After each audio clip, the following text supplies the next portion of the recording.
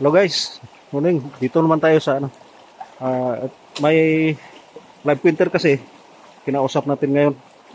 At malapit dito sa pinuntahan namin na score box. Merong right pot.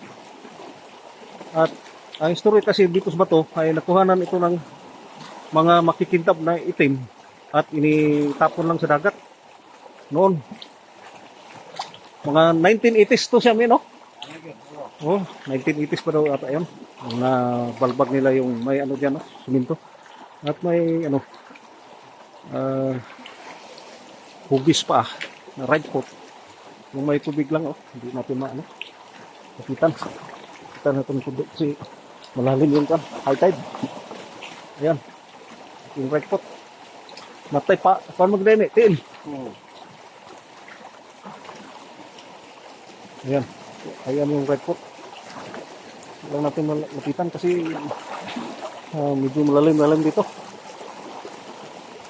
At may simento dyan sa ibabaw na binalbag na square. At ang laman ay mga itim na bagay na makikintab. Dahil sa walang alam, noong 1980s ay inihagis lang doon sa unahan. Yung may itim na parang black diamond siguro.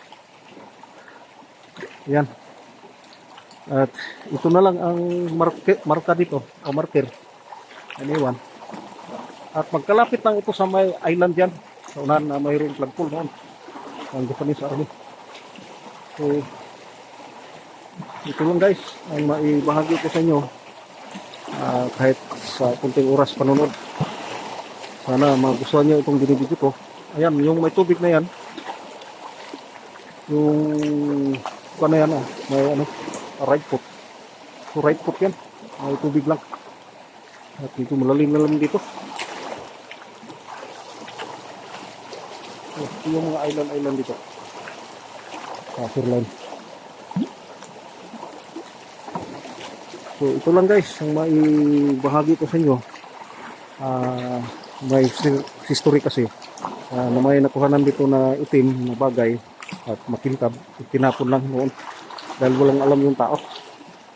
So salamat po guys sa kunting oras sa panunod ng TV channel Aris Vlog ng Zamboanga. Salamat po.